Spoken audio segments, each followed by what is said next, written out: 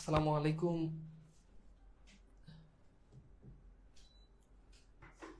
রিমোটের দিকে দাও।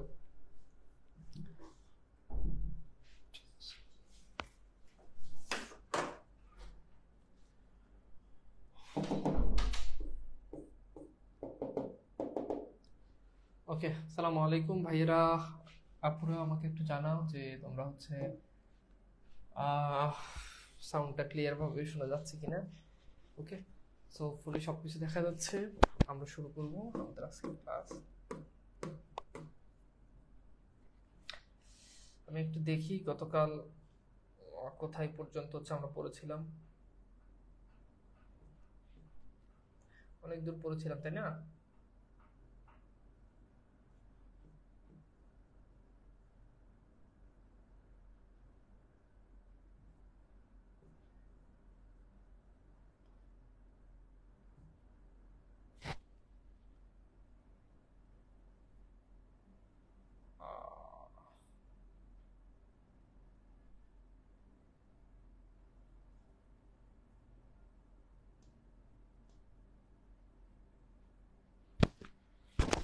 ঠিক আছে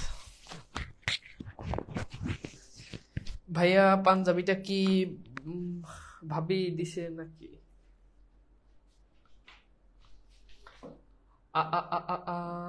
কোথায় জানি গেছিলাম আমরা?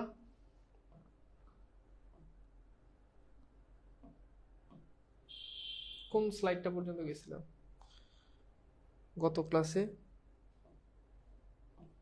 কোপালতার চন্দনাকা বরযাত্রী বলিয়া চক্রে কলিজে চার পা হয়ে আসিল বাড়িতে।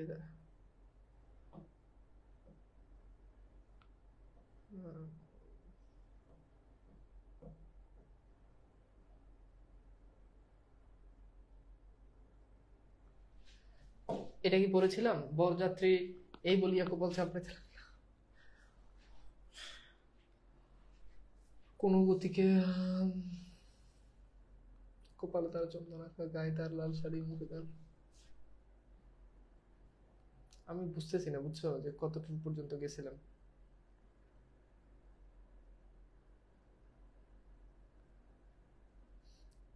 দাঁড়াও, আমি আরেকবার একটু গত ক্লাসের লাস্ট ইয়ারটা দেখিনি।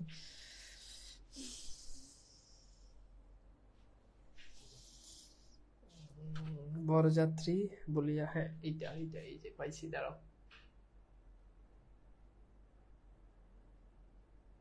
এই যে এইটা এইটা পড়েছিলাম, তাই না? আমাকে একটু কনফার্ম করো তো। হ্যাঁ, এটা পড়েছিলাম, রাইট?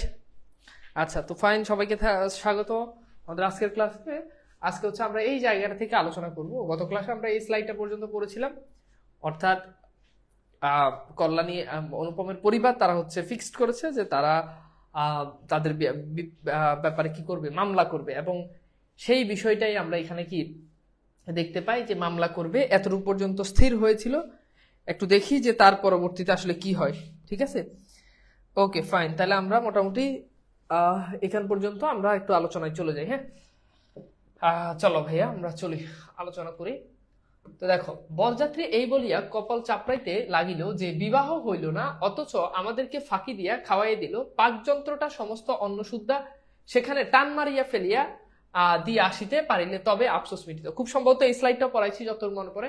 অর্থাৎ আমাদেরকে খাওয়াই দিছে, এটা আমাদের জন্য সবচেয়ে বড় এটা আমাদেরকে অপমান করছে। অর্থাৎ তুমি মেহমান বিয়ে না দিয়ে তাদেরকে খাওয়াই দিছে, এটা আর বড় অপমান। তো এটা শুনে তাদের, এটা দেখে তাদের মনে হচ্ছে পাক যন্ত্রটা, অর্থাৎ মানে খাওয়ার যন্ত্রটা, সেটা কি করবে, একদম বমি করে কি করবে, বের করে দিবে, মানে সব বের করে দিবে, তাতেই হবে। বিবাহের চুক্তিভঙ্গ এবং মানহানি বলা বাহুল্য, আমিও খুব রাগিয়েছিলাম, এটা আমরা পড়ছি। ওকে, এবার দেখো, কোন গতিকে, হ্যাঁ কোন গতিতে, খেয়াল করো, কোন গতিকে শম্ভুনাথ বিষম জব্দ হইয়া আমাদের পায়ে ধরেই আসিয়া পড়েন, গোপের রেখায় তা দিতে দিতে এটাই কেবল কামনা করতে লাগলাম, এটাই কেবল কামনা করতে লাগলাম। কোনোভাবে একবার যদি শম্ভুনাথ বাবু যদি একবার যদি আবার যদি আমাদের কাছে আবার আসে যে আসলে আমার মেয়ের তো বিয়ে হচ্ছে না, আপনারা বিয়ে করেন, এটাই তারা চিন্তা করতেছে। কিন্তু এই আক্রোশের কালো রঙের স্রোতের পাশাপাশি আরো একটা স্রোত বহিতেছে, যেটার রং একেবারেই কালো নয়। অর্থাৎ এই যে তাকে যে চিন্তা করতেছে, এই যে তার কালো রং বলতে এখানে বোঝানো হচ্ছে যে দুঃখ, বিয়ে হয় না এই দুঃখ। এই কালো রঙের পাশাপাশি আরেকটা রং তার মনের মধ্যে দিয়ে বয়ে যাচ্ছে, যেটা কালো নয়। আমরা দেখি সেই রংটা কি, সমস্ত মন যে সেই অপরিচিতার পানে ছুটিয়া গিয়াছিল, অর্থাৎ সমস্ত মন, অনুপমের সমস্ত মন সেই অপরিচিতার দিকেই মনে হচ্ছে। হ্যাঁ, এখনো যে তাহাকে কিছুতেই টানিয়া ফিরাইতে পারি না, দেওয়ালটুকু আড়ালে রহিয়া গেল গে। অর্থাৎ দেওয়ালটুকু আলাদা আড়ালে রহিয়া গেল গে, এটার মানে কি? অর্থাৎ যখন বিয়ে হচ্ছে তখন এক পাশে অনুপম ছিল এক দেওয়াল, আর এই দেওয়ালের পাশে ছিল কল্যাণী। শুধু এই একটা দেওয়াল, এই দেওয়ালের কারণে, এই একটা দেওয়াল ছিল, অনেক কাছাকাছি চলে গেছে, কিন্তু কাছাকাছি গিয়েও দুজনের আর বিবাহ কার্য হয়নি। তো এই যে দেখো, এই আক্রোশের কি রঙের কথা বলেছে বলতো?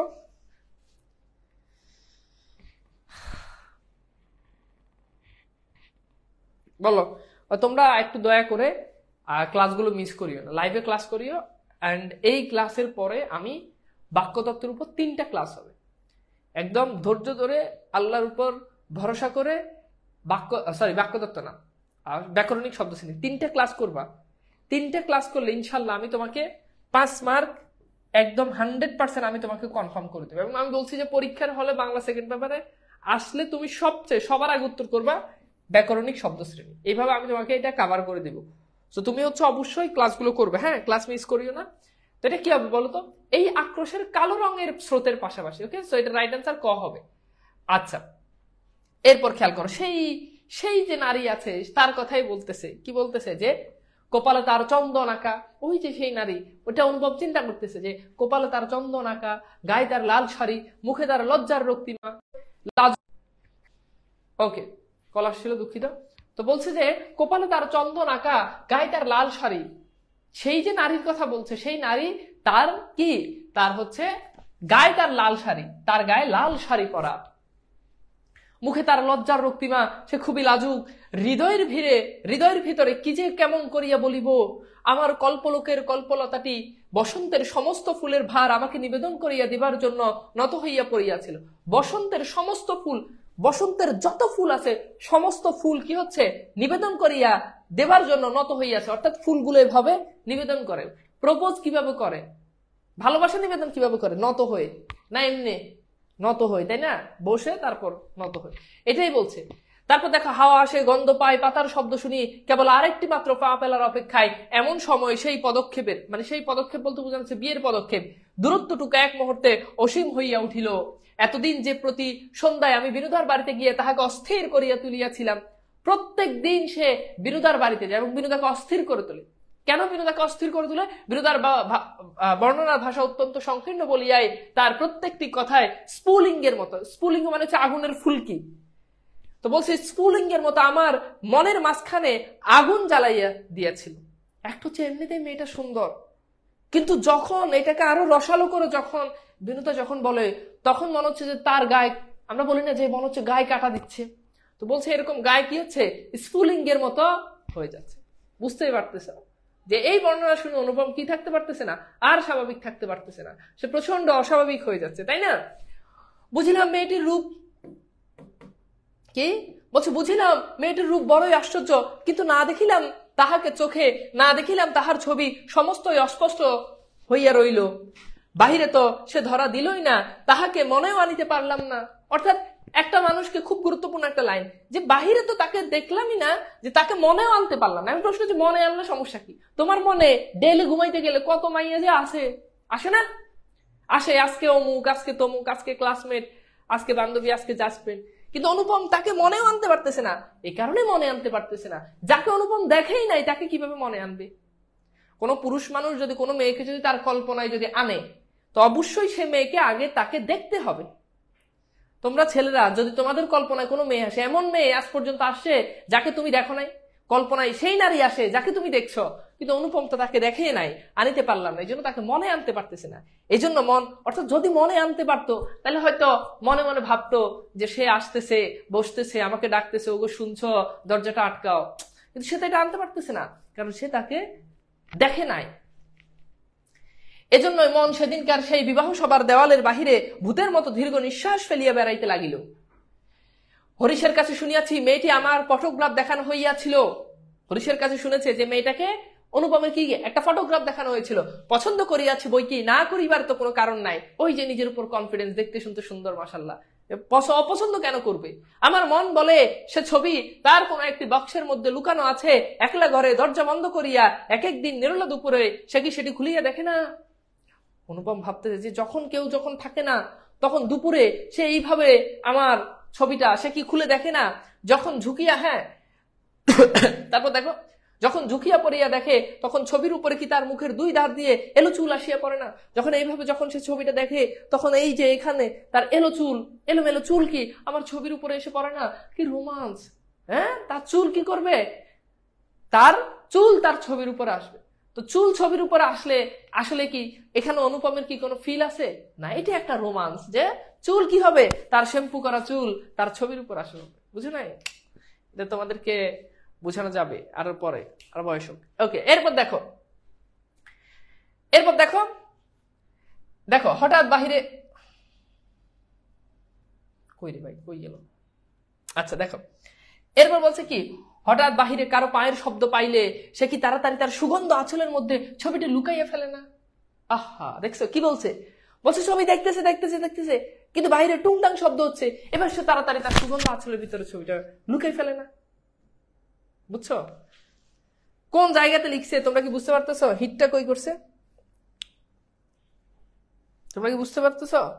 তাহলে কি বলছে যে হঠাৎ করে কেউ যখন আসে তখন কি হয়, সে কি তার সুগন্ধ আঁচলের মধ্যে তা আমার ছবিখানা কি সে কি লুকাই ফেলে না?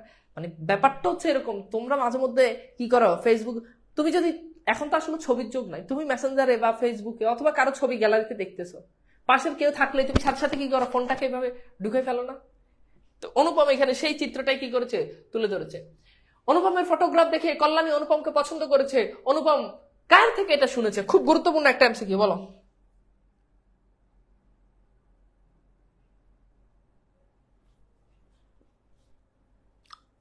বলো কার থেকে, বলো তো। ভেরি গুড, কার থেকে? হরিশের থেকে। শুনো, হরিশের থেকে এটা শুনছো, ওকে, মনে রাখি। আচ্ছা, এইবার দেখো, দিন যায়, একটা বছর গেল, একটা বছর চলে গেছে, একটা বছর মাঝখান দিয়ে চলে গেছে। মামা তো লজ্জায় বিবাহ সম্বন্ধে কথা তুলিতেই পারেন না, কারণ মামা বিবাহের নাম নিয়ে এক বাস খাইছে। এখন মামা আর এটা কি করে না, কথা তুলতে পারে না। তারপর দেখো, মার ইচ্ছে ছিল আমার অপমানের কথা যখন সমাজের লোক ভুলিয়ে যাবে তখন বিবাহের চেষ্টা করে দেখিবেন। অর্থাৎ মা মায়ের ইচ্ছা ছিল যে ছেলেকে বিয়ে করাবো, কিন্তু তখন বিয়ে করাবো যখন সমাজের মানুষজন এটা যখন কি হয়ে যাবে, ভুলে যাবে, তখন আস্তে ধীরে কি। এখন যদি কারণ নামে যদি কোনো দুর্নাম রটানো হয়, ধরো এখন এই রাইট নাও, তাহলে দেখবে যে সে চুপ, সে কি চুপ, কিন্তু কিছুদিন পরে দেখবে যে সে আবার শুরু করে। কথা কি বুঝতে পারছো? তো সেটাই বলছে যে এখানে এই জিনিসটা কি বলছে। এরপর দেখো, আমি শুনিলাম সে মেয়ের নাকি ভালো পাত্র জুটিয়াছে, কিন্তু সে পণ করিয়াছে, বিবাহ করিবে না। সে মেয়ের জন্য অনেক ভালো পরিবারের ছেলে আসছে, কিন্তু সে আর বিয়ে করবে না। শুনি আমার মন পুলকের আবেশে ভরিয়া গেল। পুলক মানে হচ্ছে খুশি, খুশির আনন্দে, খুশির আবেগে আমার কি হয়েছে, মনটা ভরে গেছে। এরপর দেখো, আমার কল্পনায় দেখিতে লাগিলাম সে ভালো করিয়া খায় না। অনুপম কল্পনা করতেছে যে সে ভালো করিয়া খায় না। সন্ধ্যা হইয়া আসে, সে চুল বাঁধিতে ভুলিয়া যায়। কেন? অনুপম ভাবতেছে যে তার জন্য সে হয়তো চুল বাঁধে না। এটা সে তার কল্পনা। এটা কি তার কল্পনা। তার বাপ তার মুখের পানে চান আর ভাবেন আমার মেয়ে দিনে দিনে এমন হইয়া যাইতেছে কেন। হঠাৎ কোন একদিন তার ঘরে আসিয়া দেখেন মেয়ের দুই চোখ ভরা জল। জিজ্ঞেস করেন, মা তোর কি হয়েছে, বল আমাকে। মেয়ে তাড়াতাড়ি চোখের জল মুছিয়া বলে, কই কিছুই তো হয়নি বাবা। বাপের এক মেয়ে, যে বড় আদরের মেয়ে, যখন অনাবৃষ্টির দিনে ফুলের কুড়িটির মতো মেয়ে একেবারে বিমর্ষ মানে হচ্ছে মনমরা, এই যে মনমরা, বিমর্ষ হইয়া পড়িয়াছে, তখন বাপের প্রাণে আর সইল না, তখন অভিমান ভাসাইয়া দিয়া তিনি ছুটি আসিলেন আমাদের দ্বারে।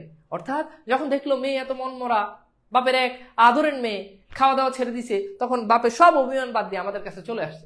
এটা অনুপমের কল্পনা। আবার বলছে এটা কি অনুপমের কল্পনা, আসলে বাস্তবতা কিন্তু তা নয়।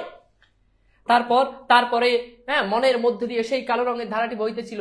সে যেন কালো সাপের মতো রূপ ধরিয়া ফুস করিয়া উঠিল। মানে এই কালো রং এবার আরো বেশি কি হয়ে গেছে, গভীর হয়ে গেছে। এবার সেটা একেবারে ফুস করিয়া সাপের মতো কি হচ্ছে, ফুস করিয়া উঠছে। মানে আর সহ্য হচ্ছে না।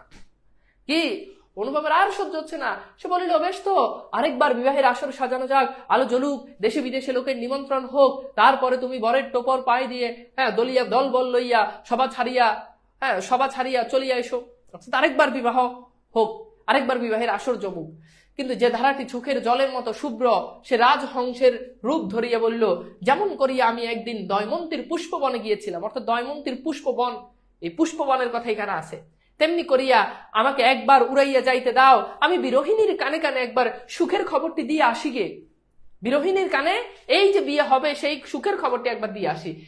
এইবার দেখো একটা লাইন এখানে আমরা পাইছি, এই লাইনটা হচ্ছে কি, এই লাইনটা হচ্ছে যেমন করিয়া আমি একদিন দয়মন্তীর পুষ্পবন। এখন এই জিনিসটা তোমরা প্রায়শই পড়ে আসো, কিন্তু আসলে জানো না যে এই জিনিসটা আসলে কি। এখানে এই জিনিসটা একটু এই লাইনটা তোমরা হয়তো বা জানো না। তো এখানে এটা আমি বিশেষভাবে এই জন্য দেখাইছি যে এই যে পুষ্পবন, এখান থেকে পরীক্ষাতে প্রশ্ন, যে কার পুষ্পবন, উত্তর হচ্ছে দময়ন্তীর পুষ্পবন। তো এখানে দময়ন্তীর পুষ্পবন, এটা পরীক্ষাতে প্রশ্ন আসবে। হ্যাঁ, তারপর দুঃখের রাত পোহাইল, নববর্ষার জল পড়িল, অম্লান ফুলটি মুখ তুলিয়া একেবারে সেই দেওয়ালটার বাহিরে রহিল সমস্ত পৃথিবী, আর সবাই তার ভিতরে প্রবেশ করিল একটি মাত্র মানুষ। তারপরে আমার কথা পুরালো, কিন্তু এমন করিয়া পুরাইল না, যেখানে আসিয়া তাহা অপুরাণ হইয়াছে সেখানে বিবরণ একটুখানি বলিয়া আমার লেখা শেষ করিয়ে দিই। একটুখানি বলবে, এই একটুখানি বলতে গিয়ে যে আরো কত বাড়াইছে তুমি দেখো। মাকে নিয়ে তীর্থে চলিলাম। এই তীর্থে বলতে বোঝানো হচ্ছে যে কল্যাণীদের গ্রামে, অর্থাৎ কানপুরে চললো। হ্যাঁ, আমার উপরে ভার ছিল, কারণ মামা একেবারে হাবড়ার পোল পার নাই। মানে মামা একেবারে হাবড়ার পোল বলতে কখনো কলকাতার বাহিরেও যান নাই, তো এই জন্য মাকে নিয়ে যাওয়ার যে দায়িত্ব এটা অনুপমের উপর ছিল। রেলগাড়িতে ঘুমাইতেছিলাম। তো তারা কি যানবাহন করে যাচ্ছে, উত্তর হচ্ছে রেলগাড়ি। কি যানবাহন করে যাচ্ছে, উত্তর হচ্ছে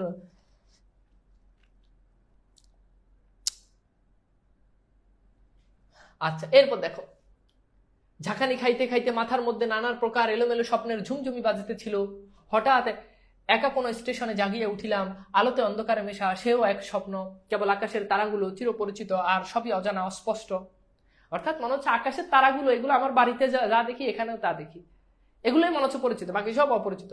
স্টেশনে দ্বীপ কয়টা, দ্বীপ মানে হচ্ছে বাতি, দ্বীপ কয়টা খাড়া হইয়া দাঁড়াইয়া, হ্যাঁ, আলো ধরিয়া এই পৃথিবীর যে কত চেনা এবং যাহা চারিদিকে তাহা যে কতই বহু দূরে তাহাই দেখিয়া দিতেছে। অর্থাৎ বুঝতে পারতেছ যে এই তার যে অপরিচিত মনে হচ্ছে, হ্যাঁ, এই পরিবেশ, সেটার কথা এখানে বলছে। গাড়ির মধ্যে মা ঘুমাইতেছিলে, আলোর নিচে সবুজ পর্দা টানা। ঢাকা ইউনিভার্সিটির প্রশ্ন আসছে যে ট্রেনের মধ্যে আলোর নিচে কি পর্দা টানা, কি রঙের পর্দা, উত্তর হচ্ছে কি সবুজ রঙের পর্দা টানা। তারপর দেখো, তরঙ্গ বক্স জিনিসপত্র সমস্ত এক এক করে সমস্তকেই কার ঘাড়ে এলোমেলো হইয়া রহিতেছে, তাহার যেন স্বপ্ন লোকের উলট পালট আসভাব সবুজ প্রদেশের মিটিতে আলোতে থাকা এবং না থাকার মাঝখানে কেমন একরকম হইয়া পড়িয়া আছি। এমন সময় সে অদ্ভুত পৃথিবীর অদ্ভুত রাত্রে কে বলিয়া উঠিল, শিগগিরি চলে আয়, এই গাড়িতে জায়গা আছে। অনুপম শুনেছে যে কেউ একজন বলেছে শিগগির চলে আয়, তাড়াতাড়ি চলে আয়, গাড়িতে জায়গা আছে। মনে হইল যে গান শুনিলাম। অনুপমের মনে হয়েছে যে গান শুনেছে। বাঙালি মেয়ের গলায় বাংলা কথা যে কি মধুর, তাহা এমনই করিয়া অসময়ে অজায়গায় অচমকা শুনিলে তবে সম্পূর্ণ বুঝিতে পারা যায়। অর্থাৎ এই যে মেয়ের কথাটা শুনছে, এটা শুনে তার কাছে মনে হচ্ছে যে সে গান শুনছে। কত বড় খারাপ, চিন্তা করে দেখো। যাচ্ছে আরেক মেয়েকে পছন্দ করছে, তাকে বিয়ে করবে, তাকে তার সার্বক্ষণিক মনে পড়ে, তাকে বিয়ে করতে যাচ্ছে, পথের মধ্যে আরেক মেয়ের কণ্ঠ শুনছে, শিগগিরই চলে আয়, গাড়িতে জায়গা আছে। এটা শুনে তার কাছে মনে হচ্ছে যে এই মেয়ের কণ্ঠ না, যেন হচ্ছে গান শুনতেছে। এখন তুমি বললো ভাই এটা তো কল্যাণী। কল্যাণী ঠিক আছে, কিন্তু এখন পর্যন্ত তো অনুপম জানে না এটা কল্যাণী। অনুপম তো জানে না এটা কল্যাণী। তো বুঝতে পারতেছো অনুপমের ক্যারেক্টার আসলে কেমন। তারপর দেখো এরপর আর কি বলছে, এখানেই সে কিন্তু শেষ না, সে আরো বলতেছে, কি বলছে, কিন্তু এই গলাটিকে কেবল মেয়ের গলা বলিয়াই একটি শ্রেণীভুক্ত করিয়ে দেওয়া চলে না। এটাকে যে খালি একটা মেয়ের গলা বলবো এতটুকু পর্যন্ত বললে হবে না। এ কেবল একটি মানুষের গলা, শুনিলেই মন ভরিয়ে উঠে, এমন তো আর শুনি নাই। হাই খোদা, যাচ্ছিস এক মেয়েকে বিয়ে করতে, পথে আরেক মেয়ের কণ্ঠ শুনে বলে যে এমন আর শুনে নাই। চিরকাল গলার স্বর আমার কাছে বড় সত্য, রূপ জিনিসটা বড় কম নয়, কিন্তু মানুষের মধ্যে যাহা অন্তরতম এবং অনির্বচনীয়, অনির্বচনীয় মানে হচ্ছে যা বর্ণনা করে শেষ করা যায় না। আমার মনে হয় কণ্ঠস্বর যেন তারই চেহারা। অর্থাৎ রূপ জিনিসটা কম নয়, কিন্তু মানুষের ভেতরে যেটা থাকে কণ্ঠ, এই কণ্ঠ দিয়ে তুমি চাইলে কাউকে সবচেয়ে বেশি আকৃষ্ট করতে পারবে। ফোনে একটা মেয়ে হাই কেমন আছো ভাইয়া, এই যে ফোনে কথা শুনে কি হয়ে গেছে, প্রেমে পড়ে গেছে। ফোনে ফোনে আগে দেখা যায় যে প্রেম হয়ে গেছে, ফোনে ফোনে দেখেই নাই বিয়ে হয়ে গেছে। তো কণ্ঠ এমন একটা কি হয়, মানুষকে আকর্ষণ করে। আমি তাড়াতাড়ি গাড়ি জানালা খুলে বাহিরে মুখ বাড়াইয়া দিলাম, কিছুই দেখলাম না। কে সে, তাড়াতাড়ি মুখ বাড়াই দিছে, কিন্তু সে কিছুই দেখতে পায় না। দেখো তার আগ্রহটা দেখো, ঠিক আছে। প্ল্যাটফর্মের অন্ধকার দাঁড়াইয়া গাড় তাহার এক চক্ষু লণ্ঠন নাড়িয়া দিল, গাড়ি চলিল, আমি জানালার কাছে বসিয়া রইল। সলভ করো।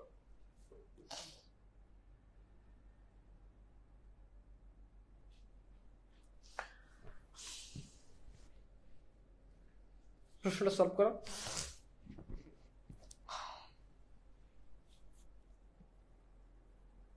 ফোনে কিভাবে বিয়ে হয়? ফোনে কিভাবে বিয়ে হয় মিমি, সেটা তো এখন তোমাকে এক্সপ্লেইন করলে সময় লেগে যাবে, পরে করবা কোনো একদিন। আচ্ছা, তো এটা কি হবে বলো তো? এটা কি হবে? অনুপমের কাছে চিরকালই এটা হচ্ছে কি গলার স্বর। ওকে, আচ্ছা, এরপর খেয়াল করে দেখো, আমার চোখের সামনে কোনো মূর্তি ছিল না, কিন্তু হৃদয়ের মধ্যে আমি একটি হৃদয়ের রূপ দেখিতে লাগিলাম। এবার ভাই, এবার আমাকে তোরা মুখ আটকায় রাখ, আমার মুখে কষ্টিপ মেরে দে, আমি এখন কিছু বলতে হবে, আমি এখন না বলে থাকতে পারতেছি না। আমার চোখের সামনে কোনো মূর্তি ছিল না, তুই যাচ্ছিস একটা মেয়েকে বিয়ে করার জন্য। এরপর বলছে কিন্তু হৃদয়ের মধ্যে আমি একটি হৃদয়ের রূপ দেখিতে লাগলাম। তুমি এখন আরেকটা রূপ হঠাৎ করে কেন দেখো? দেখো, একটা হচ্ছে কি হঠাৎ করে একটা মেয়ের কণ্ঠ শুনে তার প্রেমে পড়ছে সেটা না, সে কিন্তু যাচ্ছে আরেকটা মেয়ের কাছে তাকে বিয়ে করার জন্য। এর ভিতরে সে আরেকটা মেয়ের রূপ নাকি তার। এই জন্য মেয়েরা, তোমরা এই যে ছেলেরা যে হ্যাঁ এই যে ওম্যান বলে যে মেয়েদেরকে খেপাও, এই মেয়েরা এগুলো নিয়ে তারপর তোমাদেরকে ছেলে মানুষ, বেড়া মানুষ। আসলে সব ছেলে এরকম না। হ্যাঁ, সব ছেলে তো অনুপমের মতো না, এরকম না। কিছু ছেলে হ্যাঁ আমার মতো আছে। সে যে এই তারাময় রাত্রির মতো, আহা দেখছো, তারাময় রাত্রির মতো মানে খুব উজ্জ্বল, আবৃত্ত করিয়া ধরে, কিন্তু তাহাকে ধরিতে পারা যায় না। অর্থাৎ তাকে মনে হচ্ছে সে আমাদেরকে ধরে, কিন্তু তাকে ধরা যায় না। বুঝছো? তারাকে তুমি দেখো, তারার সৌন্দর্য উপভোগ করো, কিন্তু তারাকে কি তুমি ধরতে পারো? পারো না। ওগো সুর, অচেনা কণ্ঠের সুর, এক নিমিষেই তুমি যে আমার চিরপরিচয়ের আসনটির উপরে আসিয়া বসিয়াছ। আচ্ছা, হ্যাঁ, কি আশ্চর্য পরিপূর্ণ তুমি চঞ্চল কালের কুব্ধ হৃদয়ের উপর ফুলটির মতো ফুটিয়াছ, অথচ তার ঢেউ লাগিয়া একটি পাপড়িও টলে নাই, অপরিময় কোমলতায় এতটুকু ডাক পড়ে নাই। বুঝতে পারতেছ কি বলতে চাচ্ছে? আমরা আর গভীরে না যাই। গাড়ি লোহার মৃদাঙ্গে মানে হচ্ছে বাদ্যযন্ত্র, হ্যাঁ মানে মৃদাঙ্গে বাদ্যযন্ত্রের মতো আর কি, তাল দিতে দিতে চলিল। আমি মনের মধ্যে গান শুনিতে শুনিতে চলিলাম, তাহার একটি মাত্র ধোয়া। গানের ধোয়া কি? গানের ধোয়া হচ্ছে কিছু কিছু গানে দেখবে একটা লাইন বারবার রিপিট হয়, একটু পরপর রিপিট হয়, তাই না? এটাকে বলা হয় গানের ধোয়া। গাড়িতে জায়গা আছে কি? জায়গা আছে কি? জায়গা যে পাওয়া যায় না, কেউ যে কাউকে চেনে না, অথচ সেই না চেনাটুকু যে কুয়াশা মাত্র, মানে ধোঁয়াশা, সে যে মায়া, সেটা ছিন্ন হলেই যে চেনার আর অন্ত নাই। ওগো সুদাময় সুর, যে হৃদয়ের অপরূপ রূপ তুমি, সে কি আমার চিরকালের চেনা নয়? জায়গা আছে, শীঘ্রই আসিতে ডাকিয়াছ, শীঘ্রই আসিয়াছি, এক নিমিষ দেরি করি নাই। তারপর দেখো, রাত্রে ভালো করে ঘুম হইল না, প্রায় প্রতিটি স্টেশনে একবার করিয়া মুখ বাড়াইয়া দেখিলাম, ভয় হইতে লাগিল, যাহাকে দেখা হইল না হ্যাঁ সে পাছে রাত্রে নামিয়া যায়। হ্যাঁ, পরদিন সকালে একটা বড় স্টেশনে গাড়ি বদল করতে হইবে, অর্থাৎ গাড়ি তাদেরকে বদল করতে হবে। কেন বদল করতে হবে? আমাদের ফার্স্ট ক্লাসের টিকিট, মনে আশা ছিল ভিড় হইবে না, নামিয়ে দেখি প্ল্যাটফর্মে সাহেবদের আটদালির দল। সাহেবদের আটদালির দল মানে হচ্ছে পিয়ন, ওকে, কর্মচারীরা আসবাবপত্র লইয়া গাড়ির জন্য অপেক্ষা করতেছে। কোন এক পৌজ মানে হচ্ছে বড় সৈন্য, পুলিশ, সেনাবাহিনী, এই পৌজের বড় এক জেনারেল সাহেব ভবনে বাহির হইয়াছেন। 2-3 মিনিট পরে গাড়ি আসিল, বুঝিলাম ফার্স্ট ক্লাসের আশা ত্যাগ করিতে হবে, অর্থাৎ ফার্স্ট ক্লাস তাদেরকে ছেড়ে দিতে হবে। কারণ একটা বড় পৌজের একজন বড় জেনারেল অফিসার, তিনি হচ্ছেন কি ভ্রমণে যাবেন। মাকে লইয়া কোন গাড়িতে উঠি সে এক বিষম ভাবনায় পড়িলাম। সব গাড়িতেই ভিড়, ধারে ধারে উকি মারিয়া বেড়াইতে লাগলাম, অর্থাৎ ওই যে ধারে ধারে, হ্যাঁ, প্রত্যেকটা রেলগাড়ির দরজায় তারা কি উকি দিয়ে দেখছে কোথাও জায়গা আছে কিনা। এরপর খেয়াল করে দেখায়, এমন সময় সেকেন্ড গাড়ি হইতে একটি মেয়ে আমার মাকে লক্ষ্য করিয়া বলিলেন, আপনারা আমাদের গাড়িতে আসুন না, এখানে জায়গা আছে। তো এখানে গুরুত্বপূর্ণ বিষয় হচ্ছে যে সেকেন্ড ক্লাসে কল্যাণী ছিল, এটা একটু মনে রাখবা যে সেকেন্ড ক্লাসে কল্যাণী ছিল। হ্যাঁ, এরপর দেখো, আমি তো চমকিয়ে উঠিলাম সেই আশ্চর্য মধুর কণ্ঠে, ওই যে কণ্ঠ সে বারবার স্মরণ করতেছে, সেই আশ্চর্য মধুর কণ্ঠ এবং সেই গানের ধোয়া। জায়গা আছে, ক্ষণমাত্র বিলম্ব না করিয়া মাকে লইয়া উঠিয়া পড়িলাম। ক্ষণমাত্র হচ্ছে সামান্য, একটু মাত্র আর দেরি না করে মাকে নিয়ে উঠে গেছে। জিনিসপত্র তুলিবার প্রায় সময় ছিল না, আমার মতো অক্ষম দুনিয়ায় নাই। এতক্ষণ বুঝতে পারছে বাবা অনুপম যে আসলে সে অক্ষম। কিভাবে বুঝছে? এই যে জিনিসপত্রগুলো সেই ট্রেনে উঠাবে এই শক্তি মনে হচ্ছে তার নাই, তারপর সেই মেয়ে কি করছে, সেগুলো উঠে দিছে। আমরা একটু দেখি অপরিচিত গল্পের নায়িকা কোন ক্লাসে ছাত্রী ছিল। খুব গুরুত্বপূর্ণ একটা এমসিকিউ।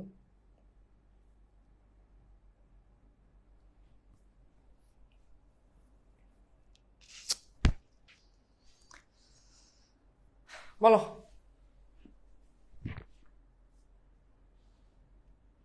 কি হবে বলো? Second class, right? Second class, খুব গুরুত্বপূর্ণ একটা এমসিকিউ। আচ্ছা, সেই মেয়েটি কুলিদের হাত হইতে তাড়াতাড়ি চলতি গাড়িতে আমাদের বিছানাপত্র টানিয়া লইল। ওই মেয়েটা তাড়াতাড়ি এগুলো কি করছে? টেনে নিছে, অর্থাৎ কল্যাণী। আমার একটা ফটোগ্রাফ তুলিবার ক্যামেরা স্টেশনে পড়িয়া রইল। গ্রাহ্যই করলাম না এটা ফটোগ্রাফ, একটা তার ছবি পড়ে রইলে সেটা খেয়ালি করে নেয়। তারপর কি লিখিব জানি না, আমার মনের মধ্যে একটি অখণ্ড আনন্দের ছবি আছে, তাহাকে কোথায় শুরু করিব কোথায় শেষ করিব বসিয়ে বসিয়ে বাক্যের পর বাক্যের যোজনা করিতে ইচ্ছা করে না, মানে বাক্যের পর বাক্য সাজা তার ইচ্ছা করে না। এবার সেই সুরটিকে চোখে দেখিলাম, এবার সেই সুরটিকে অর্থাৎ যে মেয়েটার সুর ছিল তাকে চোখে দেখলাম। তখনও তাহাকে সুর বলিয়া মনে হইল। মায়ের মুখের দিকে চাহিলাম, দেখিলাম তার চোখে পলক পড়তেছে না। যে সুন্দর তাকে দেখলে তো চোখের পলক পড়ে না, এক দৃষ্টিতে তাকিয়ে থাকে, তাই না?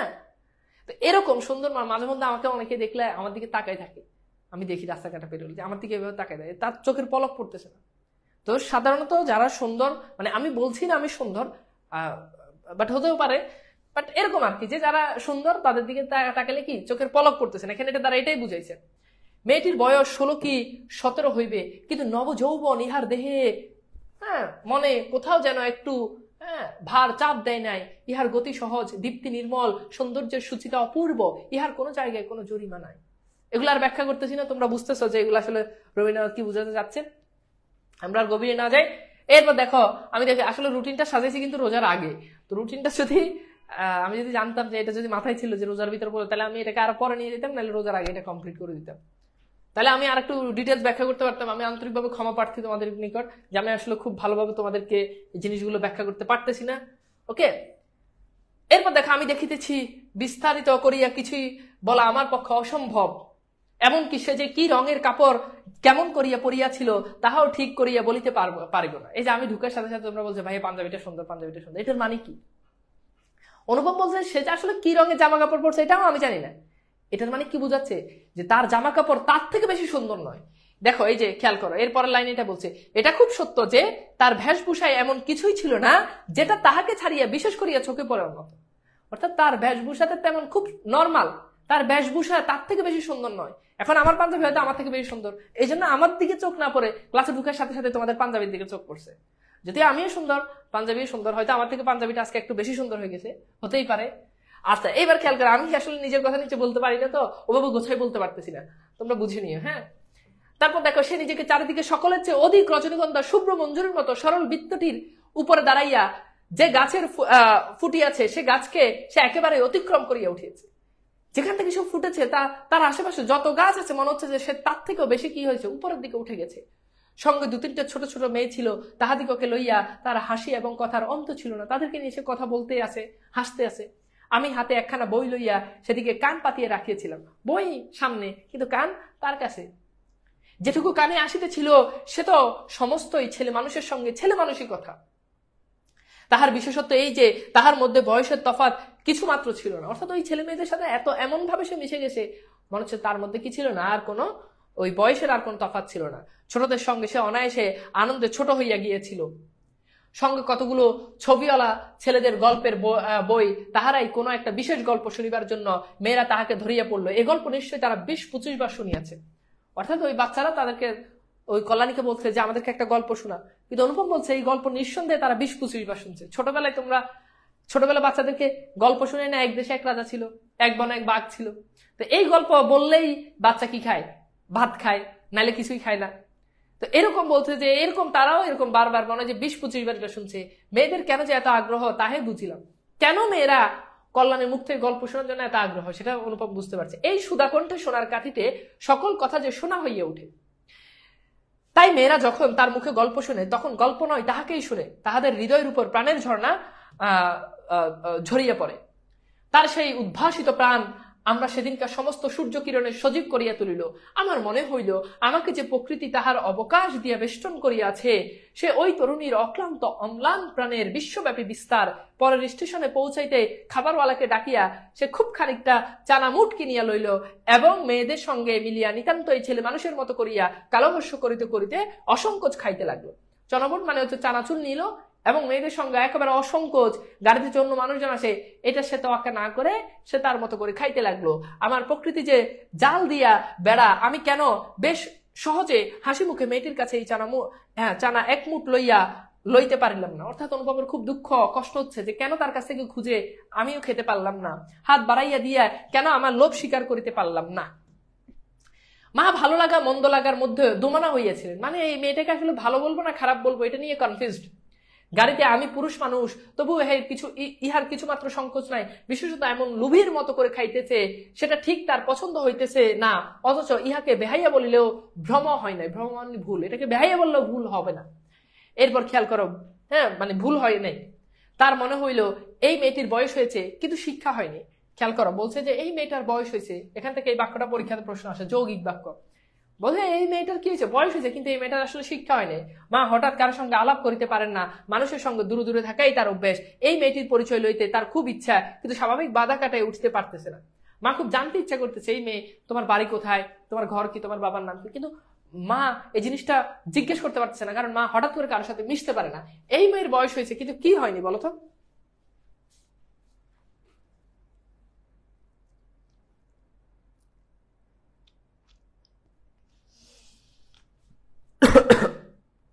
কেন বলতো? শিক্ষা হয়নি। খুব গুরুত্বপূর্ণ উত্তর হচ্ছে কি, শিক্ষা হয়নি। সবগুলো অপশন দেখে এরকমই মনে হতে পারে, কিন্তু উত্তর হচ্ছে কি, শিক্ষা হয়নি। আচ্ছা, এমন এক সময় গাড়ির একটা বড় স্টেশন আসিয়া থামলো, একটা বড় স্টেশনে এসে গাড়ি থামলো। সেই জেনারেল সাহেবের একদল অনুষঙ্গী সেই স্টেশন হইতে উঠিবার উদ্যোগ করিতেছে। ওই জেনারেল সাহেবের যে অনুষঙ্গী, তার যে সঙ্গী সাথীরা রয়েছে তারাও উঠবে, গাড়িতে কোথাও জায়গা নাই, বারবার আমাদের গাড়ির সামনে দিয়া তারা ঘুরিয়া গেল। মা তো ভয় আড়ষ্ট, আমিও মনের মধ্যে শান্তি পাইতেছিলাম না। গাড়ি ছাড়িবার অল্পকাল পূর্বে একজন দেশি রেলওয়ে কর্মচারী, মনে রাখবা একজন দেশি রেলওয়ে কর্মচারী, নাম লেখা দুইখানা টিকিট গাড়ির দুই বেঞ্চের শেয়ারে মানে হচ্ছে মাথায়, দুই বেঞ্চের মাথায় লটকাইয়া দিয়ে আমাকে বলিল, এই গাড়িতে এই দুই বেঞ্চ হইতে দুই সাহেব রিজার্ভ করিয়াছে, আপনাদিকে অন্য গাড়িতে যাইতে হবে। অর্থাৎ বলছে আপনারা এই গাড়ি ছেড়ে দেন, আপনারা এই গাড়িটা আগে থেকে কি ছিল, রিজার্ভ করা ছিল। আমি তো তাড়াতাড়ি ব্যস্ত হইয়া দাঁড়াইয়া উঠিলাম। অনুভব তাড়াতাড়ি উঠে যাচ্ছে, সব গোছ কাজ করে ফেলতে নামে যাবে। মেয়েটি হিন্দিতে বলিল, না আমরা গাড়ি ছাড়িব না। মেয়েটা ওই মেয়েটা বললো, কল্যাণী বললো, না আমরা গাড়ি ছাড়বো না। তারপর খেয়াল করে দেখো, সে লোকটি রোখ করিয়া বলিল, না ছাড়িয়ে উপায় নাই। সেই লোকটি বলছে না, ছাড়তেই হবে। কিন্তু মেয়ের চলিষ্ণুতায় কোনো লক্ষণ না দেখিয়া সে নামিয়া গিয়া ইংরেজ স্টেশন মাস্টারকে ডাকিয়া আনিল। সে আসিয়া আমাকে বলিল, আমি দুঃখিত, কিন্তু শুনিয়া আমি কুলি কুলি করে করিয়া ডাক ছাড়িতে লাগিলাম। মেয়েটি উঠিয়া দুই চক্ষু অগ্নিবর্ষণ করিয়া বলল, না আপনি যাইতে পারিবেন না, যেমন আছেন বসিয়া থাকুন। অর্থাৎ মেয়েটা যে প্রতিবাদী সেটা এখানে আমরা দেখতে পাচ্ছি।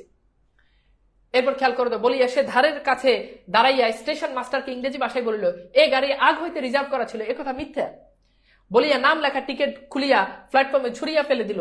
ইতোমধ্যে আটদালি সমেত ইউনিফর্ম পরা সাহেব ধারের কাছে আসিয়া দাঁড়াইয়াছে।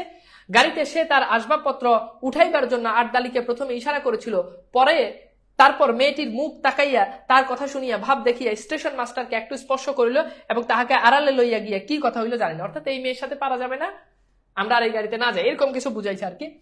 দেখা গেল গাড়ি ছাড়িবার সময় অতীত হইল, আর একটা গাড়ি জুড়াইয়া তবে ট্রেন ছাড়িল। মেয়েটি তার দলবল লইয়া আবার এক পত্তন চলা মুঠ খাইতে শুরু করিল। আমি আর লজ্জায় জানালার বাহিরে মুখ বাড়াইয়া প্রকৃতির শোভা দেখিতে লাগলাম। কানপুরে গাড়ি আসিয়া থামিল। কানপুরে এবার গাড়ি এসে থামছে, খুব গুরুত্বপূর্ণ। ট্রেন কোথায় এসে থামছে?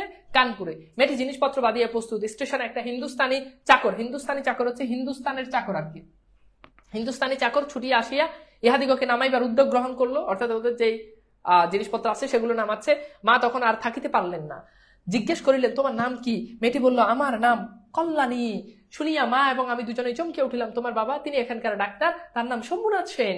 মা তারপরেই সবাই নামিয়া গেল।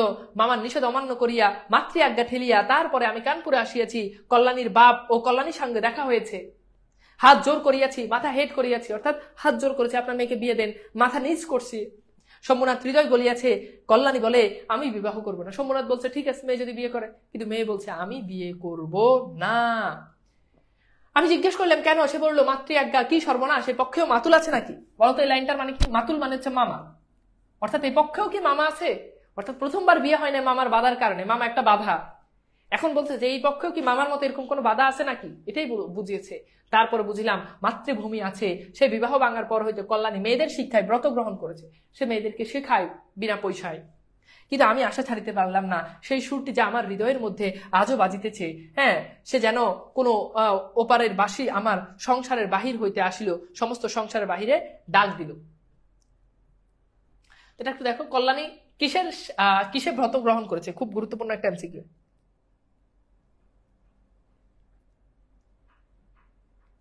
ভাই এই ক্লাস করার পর ভাবছি বিয়ে করে ফেলবো, আবার কমেন্ট দিছে ডিলিট করে।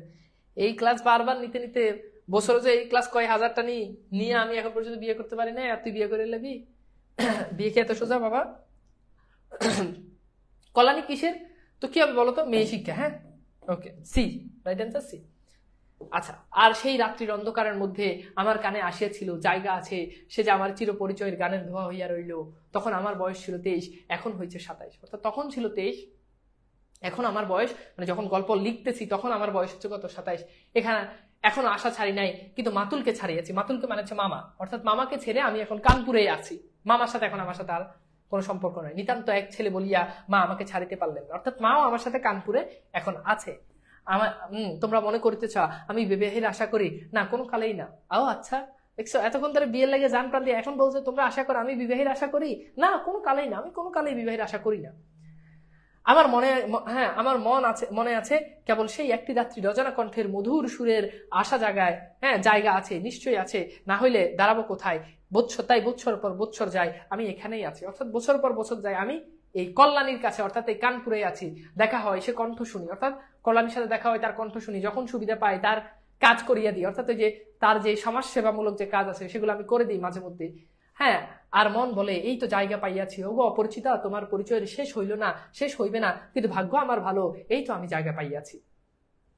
ঠিক আছে, তো বুঝতে পারতেছ যে এখানে আসলে কবিতাটাতে কি এই গল্পটাতে কি বোঝানো হয়েছে। যাই হোক, আমরা কিছু দেখি, বিগত সালে বোর্ড প্রশ্ন দেখি, বোর্ড প্রশ্ন দেখে আমরা কি টাইপের বোর্ডে প্রশ্ন আসছে। ওকে,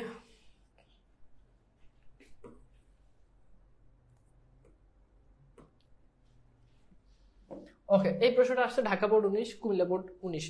প্রশ্নটা সলভ করো।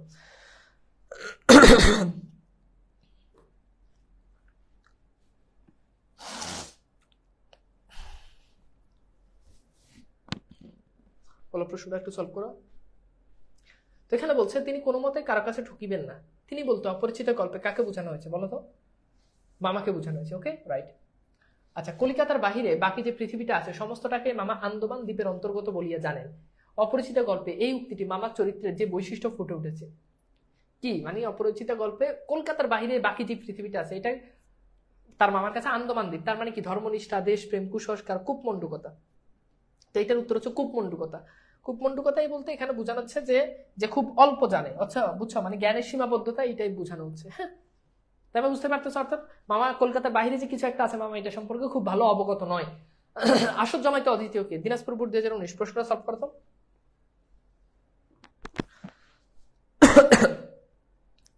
আবার বলছি, পরের ক্লাস ব্যাকরণিক শব্দ শ্রেণীর উপর হবে, অবশ্যই অবশ্যই কেউ মিস করবে না। হ্যাঁ,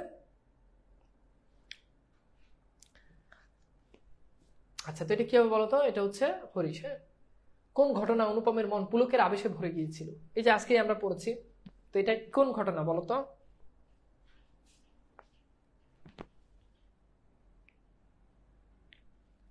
কি হবে বলো? গাড়িতে কল্যাণীর সাথে সাক্ষাৎ। অপরিচিত গল্পে কল্যাণীকে আশীর্বাদ করতে যায় কে? সিলেট বোর্ড 2019।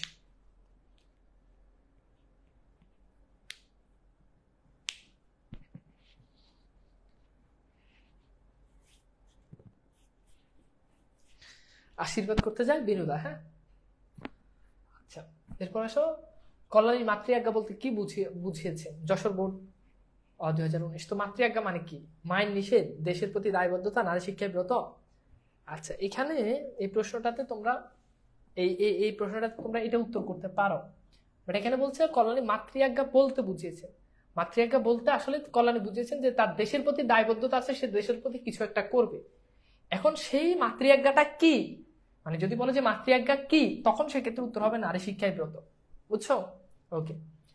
আচ্ছা, এবার দেখো কোন ঘটনা অপরিচিত গল্পের শীর্ষ মুহূর্ত বলা যায়। শীর্ষ মুহূর্ত, ক্লাইম্যাক্স কোনটাকে বলা যায়? রেলগাড়ি কল্যাণীর সাথে অনুপমের সাক্ষাৎ, কল্যাণী কর্তৃক বিবাহের প্রস্তাব প্রত্যাখ্যান, হ্যাঁ, তো এরপর হচ্ছে শম্ভুনাথ কর্তৃক কন্যা সম্প্রদায়ের অসম্মতি। এটাই হচ্ছে এই গল্পের শীর্ষ মুহূর্ত, অর্থাৎ বিয়ে সাথে সবকিছু ঠিকঠাক, যখনই বলছে যে শম্ভুনাথ বিয়ে দিবে না, এটাই হচ্ছে এই গল্পের মূল ক্লাইম্যাক্স। ক্লাইম্যাক্সটা কিভাবে বুঝবা? দেখো এই যে গল্পের কাহিনী আগাচ্ছে আগাচ্ছে আগাচ্ছে, দেখো এই জায়গাতে গিয়ে দেখবে যে কাহিনী শেষ, মনে হচ্ছে গল্পটা এখানে শেষ। যখন শম্ভুনাথ বলছে যে কি বিয়ে দিবে না, মনে হচ্ছে গল্প এখানেই শেষ। এটা হচ্ছে ক্লাইম্যাক্স। এরপর আস্তে আস্তে কি যে সম্প্রসারণ হয়েছে, আস্তে আস্তে সে আবার কানপুরে যায়। তার মানে বুঝতে পারতেছে right answer C. Dhaka board 2019, আমার কন্যার গহনা আমি চুরি করিব একথা যারা মনে করে তাদের হাতে আমি কন্যা দিতে পারবো না, উক্তিটি শম্ভুনাথ বাবু কি প্রকাশ পেয়েছে? কি প্রকাশ পেয়েছে বলতো? এটা বুঝতে পারতেছো যে এটা আত্মমর্যাদাবোধ, অর্থাৎ এটা তার আত্মমর্যাদাবোধে আঘাত এনেছে যে আমার মেয়ের গহনা আমি চুরি করব, এটা যারা মনে করে এটা তার আত্মমর্যাদাবোধ। অপরিচিত গল্পে কল্যাণীর বিয়ে না করার কারণ কি ছিল? এইবার পারবা যে কল্যাণীর বিয়ে না করা, লোকলজ্জা, অপবাদ, পিতার আদেশ, এরপর হচ্ছে আত্মমর্যাদা। এটার উত্তর হচ্ছে আত্মমর্যাদা, সেলফ রেসপেক্ট। চট্টগ্রাম বোর্ড 2019, দেখো অনুপমের বিয়ে ভেঙে যাওয়ার পরে মামা মামলা করার পরিকল্পনা করেছিলেন কিসের জন্য? বিবাহের চুক্তিভঙ্গ, আর্থিক ক্ষতিপূরণ প্রসাদে, মানহানির দাবিতে। এখন এখানে একটাও হইতে পারে, তিনটাও হইতে পারে, দুইটাও হইতে পারে, যে কোনো জিনিস হইতে পারে। এখন এখানে অপশন থেকে তুমি আইডেন্টিফাই করো, বলো তো এখানে কোন দুইটা বা কোন তিনটা কেস হবে, কোন কোন কেসটা হবে? বিবাহের চুক্তিভঙ্গ এটা হইতে পারে, আর্থিক ক্ষতিপূরণ এটা কোথাও লেখা ছিল না, মানহানির দাবিতে করবে, ঠিক আছে? তার মানে সবকিছু মিলাই আমাদের রাইট অ্যান্সার কোনটা হবে বলতো? আর্থিক ক্ষতি পোষাতে। আচ্ছা দেখি, 1-3 কিন্তু অপশনের নাই। ওকে, এটা হয়তো বা 3 হবে। আচ্ছা, যদি প্রশ্নটা এরকমই আসে, আমি একটু বলি, দেখো প্রশ্নটা তো আমাদের পরীক্ষায় যদি অপশন এরকমই আসে, এখন আমরা বললাম যে 1 আর 3 হবে। এখন 1 আর 3 যদি হয় তাহলে খেয়াল করে দেখো 1 আর 3 কিন্তু এখানে অপশনে নাই।